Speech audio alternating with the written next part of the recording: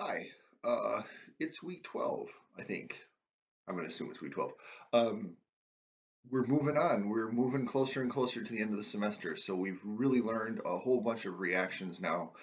A lot of what we're going to do this week is going to really call on those previous reactions that we've learned and kind of apply them to new substrates. So as we do this, we're not going to spend as much time on mechanisms, right? We're really going to spend a lot more time talking about how is this similar to what we've seen before? And I'm going to assume that you feel pretty comfortable with those mechanisms. So as you go through this, as you watch these videos, really think about if I say, well, this is an elimination reaction or this is a substitution reaction, etc., and you're not clear on what that exactly that means, that's a great time to go back and review that stuff.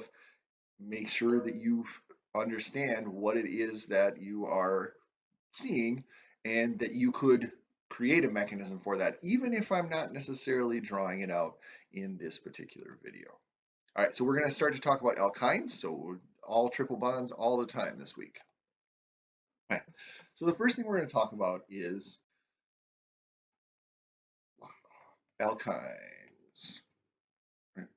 So the first thing we're going to do is we're going to do a little bit of terminology. So if you have an alkyne that is in between carbon atoms, right? So in this one, we got 1, 2, 3, 4, 5, 6 carbons, right? In this case, the alkyne is connected to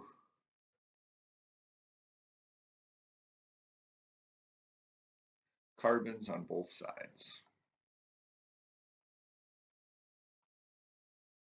right? So this alkyne is connected to carbon 2 as well as to carbon 5, right? So carbon 3 is connected to carbon 2, carbon 4 is connected to carbon 5.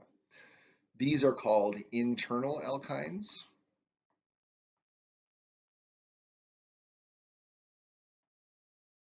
Right. So internal is the key word here. Internal alkynes react almost exclusively as pi bonds, as pi bond bases, right? So we've seen this before. When we reacted our alkenes, we often use the pi bonds as a base. That's what internal alkynes are going to do, and we're going to see a lot of similarity there. If you have an alkyne where one of the carbons is connected to a hydrogen, right? So in this case, we have 4 carbons in this alkyne. 1, 2, 3, and 4, right? In this case, alkyne is connected to hydrogen. Right? This is a terminal alkyne because the alkyne is at the terminus of the parent chain. And terminal alkynes react a little bit differently. Terminal alkynes can react as pi bond bases in the same way that we've seen before. And we'll see examples of this here in just a minute. So we'll definitely talk about that. They can definitely react as pi bond bases, but they also react, whoops, as acids when treated with very strong bases.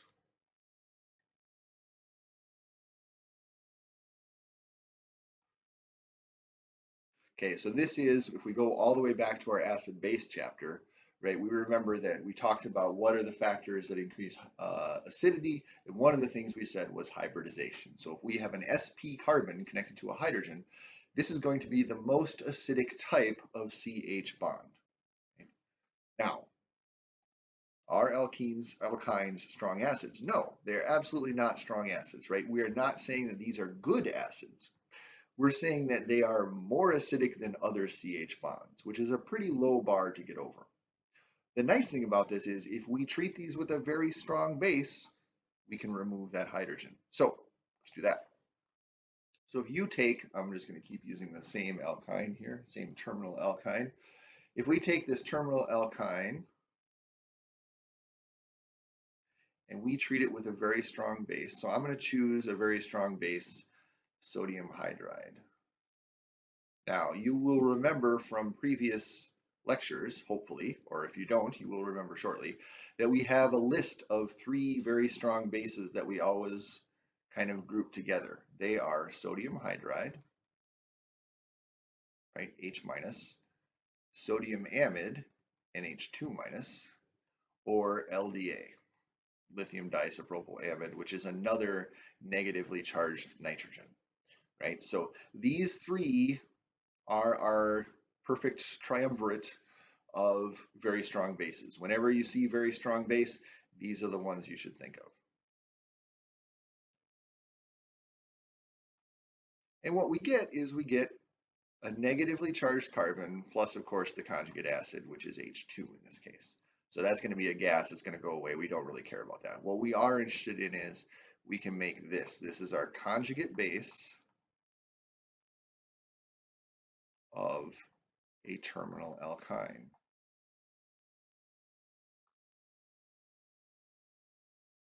So this is exciting stuff, right? We can make a conjugate base of a terminal alkyne. We can remove a hydrogen from a carbon atom and make this carbon negatively charged. I can feel your excitement. So why is this useful? What are we going to do with this? Well, what we have here, if we draw out the conjugate base of a terminal alkyne, this is a negative charge on carbon, on a non-electronegative atom.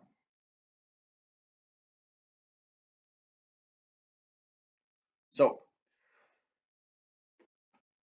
what do we know about the reactivity of things with negative charge, especially things that are not electronegative, things that are very willing to share their electrons, right? Hopefully that rings some bells for you, and at least you have an idea that, oh yes, I remember hearing that idea before somewhere. And if you go back and look at previous videos and previous notes and all that other stuff, what this should tell you is this is going to be a very good nucleophile for SN2 reactions. Right? We have a negative charge that this carbon has electrons to share. This carbon is not very electronegative, so it's not going to hold on to those electrons. And so if we paired this with a good leaving group attached to a primary carbon, right? So here we have good leaving group attached to primary carbon. We could imagine an SN2 reaction taking place where this carbon adds to the primary carbon and the leaving group is removed or gets kicked out or leaves, I guess you could say. And what we're going to get now, I'm going to be very deliberate about this, is we're going to count our carbons. We have 4 carbons on this, our nucleophile, and we have 4 carbons, 1, 2, 3, 4. We have 4 carbons that were attached to our leaving group. And what we've done is we've stitched these 2 4-carbon fragments together. So when I draw this, I should have 1, 2, 3, 4, right? The nucleophile stays the same. The substrate where the leaving group was attached, we are now attached to carbon 1. So we've made a sigma bond, right? This is our new sigma bond that we've made. Here's the sigma bond that we broke. 2, 3, 4. Right? So we should end up with 8 total carbons where we've connected one 4-carbon fragment to one other 4-carbon fragment. And so this can make, right, notice that so the SN2 reaction in this case, reaction makes the internal alkyne. So this is a useful reaction. We can start with a terminal alkyne, and we can do 2 steps. Step 1, strong base. And step 2, an SN2 reaction. And we can get a different group, but we can get an internal alkyne, right? This is a process that we're going to use a lot. Whenever we want to make an internal alkyne, this is one of the ways that we can do it, right? We can start with the terminal alkyne and add whatever R group we want, right? Almost any R group, right? It has to be an SN2 reaction. So our SN2 reaction has to be with something like a primary halide maybe a secondary halide, right? But most of them are going to be primary. So it's going to be something like R prime with a bromine on there. And then our final product will be something like this, where we've attached to what was a primary position here, right? So the reaction occurs at this position here. So we can almost do anything except for it needs to be SN2. So this is a new type of reactivity for alkynes. We have terminal alkynes, we have internal alkynes. We can convert a terminal alkyne to an internal alkyne through making the conjugate base using one of our strong bases, sodium hydride, sodium amide, LDA, right? We use one of our strong bases, make the conjugate base, and then use that as an SN2 nucleophile with a primary halide.